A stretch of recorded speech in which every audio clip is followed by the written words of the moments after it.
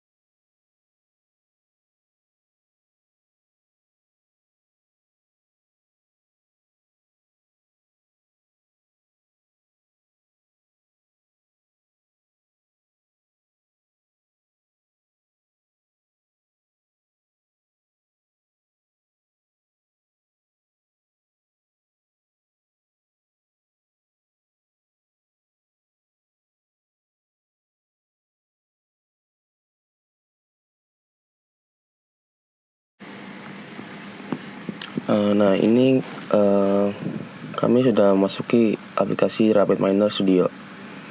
Nah, pada aplikasi ini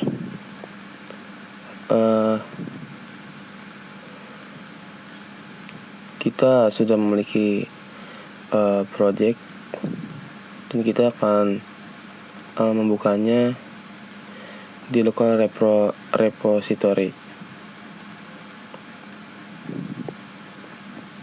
Nah, ini adalah desain yang kami buat untuk menentukan algoritma IM pada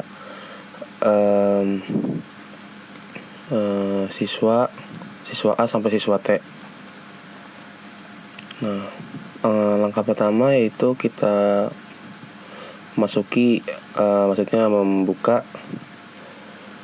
masukkan Excel yang barusan kita buat.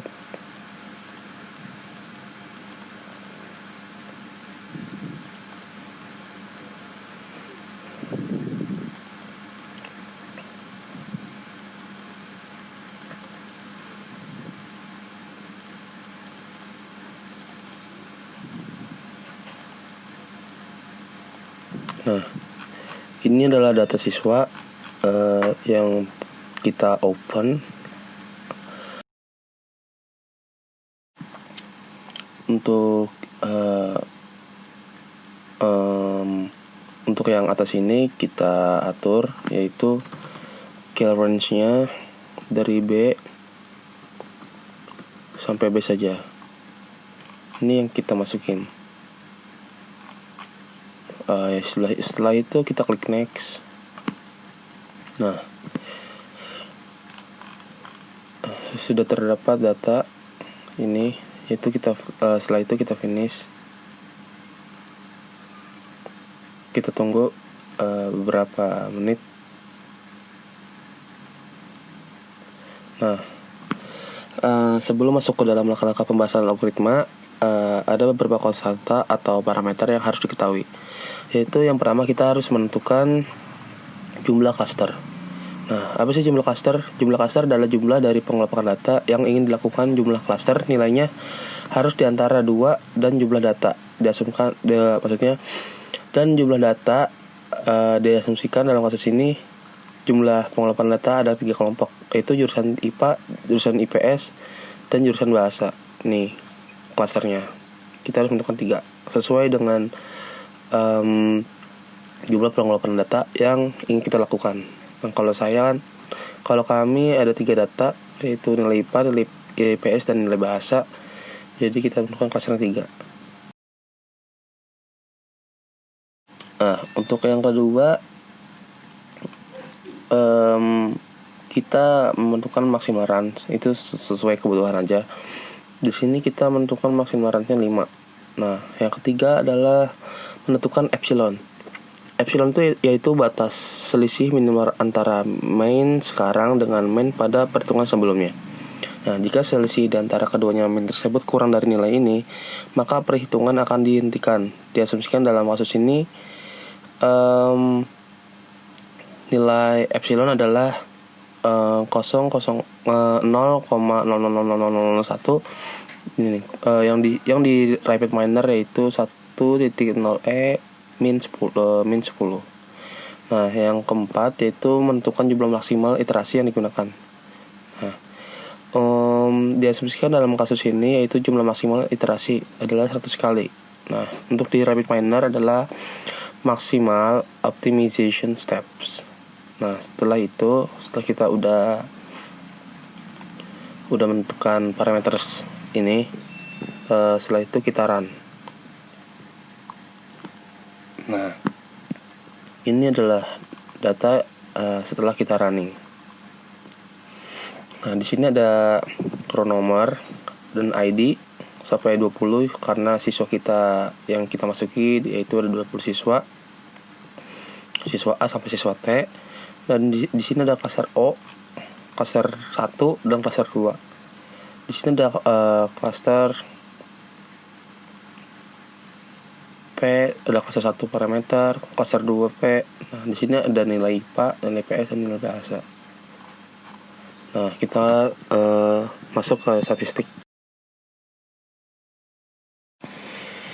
Nah, pertama kita lihat ID-nya. Nah, minimal jumlah itu dia ada 1 dan maksimalnya 20. Nah, di klaster kita menentukan di sini adalah listnya klaster 1 dan mouse-nya klaster 2.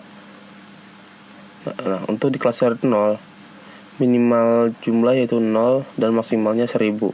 Kita cek. Untuk klaster 0 minimal 0, maksimal 1000. Klaster 0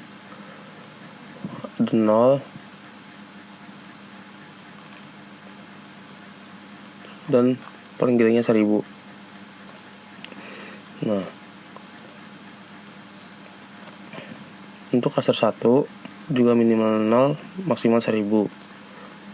Untuk klaster 2 minimalnya 0 juga, maksimalnya 1. Kita cek. Untuk klaster 2 0 paling kecil dan paling besar dari 1. 0 paling besar 1 dia. Terus nilai IPA. Sini tipenya integer dan minimal rata-rata nilai ada 40 dan maksimalnya 95.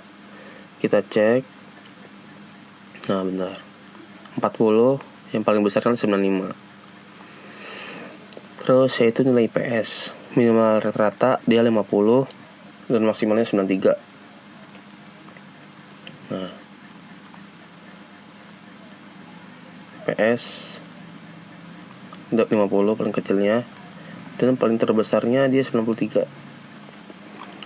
Nah, yang terakhir adalah nilai bahasa. Dia terdapat nilai minimalnya 55 dan maksimalnya 96. Kita cek. Ada 55 dan paling besarnya 96 dan ada di klaster 2.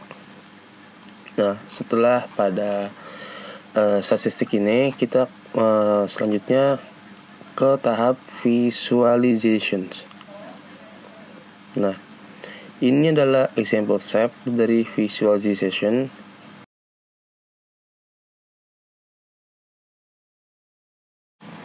Di sini kita bisa memilih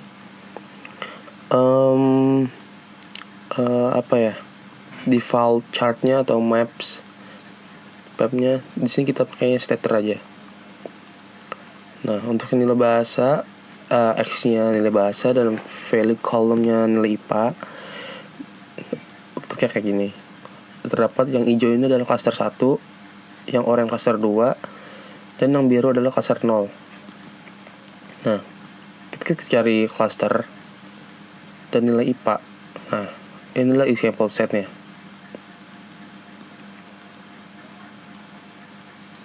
Nah, ketika kita mengubah X-nya dengan klaster 0 dan kolomnya nilai IPA, ini adalah example set dari kolom tersebut. Kita juga bisa mengubah klasternya sesuai dengan keinginan kita. Nah, size-nya juga. Dan untuk kita ubah klaster 1, ini adalah tampilannya. Klaster 2, ini tampilan kayak gini. ID-nya juga kayak gini. Nah, ini X-nya nilai bahasa dan value column-nya nilai IPA, tampilan kayak gini. Terdapat nilai klaster 1 S-nya 55, Y-nya 92, klaster 2 dan klaster 0. Nilai IPS, nilai bahasa dan nilai IPS. Ini adalah example set kolom dari X-axis kolom nilai bahasa dan value kolom nilai IPS. Nah, di sini kita juga bisa jitter setelah kita. Di sini juga kita bisa mengatur jitternya kalau kita mau. Nah, untuk regression interpolation ya, ini yang pertama adalah linear. Nah, ini bisa mengukur naik turunnya dari example set data dari kolom tersebut. Nah, yang lowest makin jelas, bisa ada ininya naik turunnya. Coba kita dari untuk nilai cluster ke nilai IPA. Nah, ini ada tampilannya.